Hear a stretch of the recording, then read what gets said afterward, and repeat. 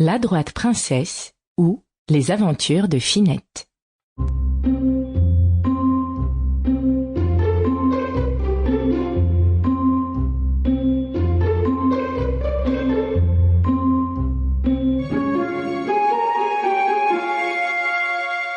Du temps des premières croisades, un roi de je ne sais quel royaume de l'Europe se résolut d'aller faire la guerre aux infidèles dans la Palestine.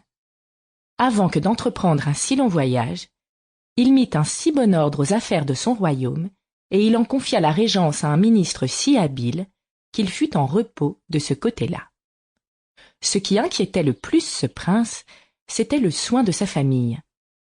Il avait perdu la reine son épouse depuis assez peu de temps. Elle ne lui avait point laissé de fils, mais il se voyait père de 3 jeunes princesses à marier.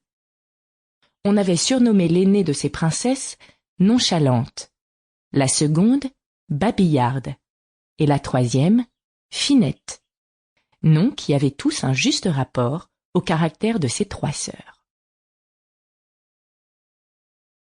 Jamais on n'a rien vu de si indolent qu'était Nonchalante. Tous les jours, elle n'était pas éveillée à 1 heure après-midi. On la traînait à l'église telle qu'elle sortait de son lit. Sa coiffure en désordre, sa robe détachée, point de ceinture, et souvent une mule d'une façon et une autre de l'autre. Babillarde menait une autre sorte de vie.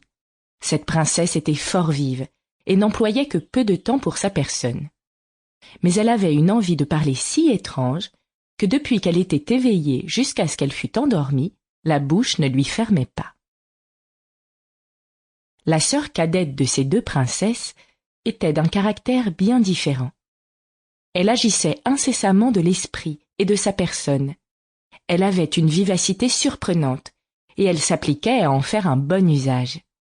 Elle savait parfaitement bien danser, chanter, jouer des instruments, réussissait avec une adresse admirable à tous les petits travaux de la main qui amusent d'ordinaire les personnes de son sexe, mettait l'ordre et la règle dans la maison du roi.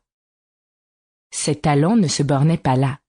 Elle avait beaucoup de jugement et une présence d'esprit si merveilleuse qu'elle trouvait sur-le-champ des moyens pour sortir de toutes sortes d'affaires. La princesse donna en plusieurs autres occasions des marques de sa pénétration et de sa finesse d'esprit. Elle en donna tant que le peuple lui donna le surnom de Finette.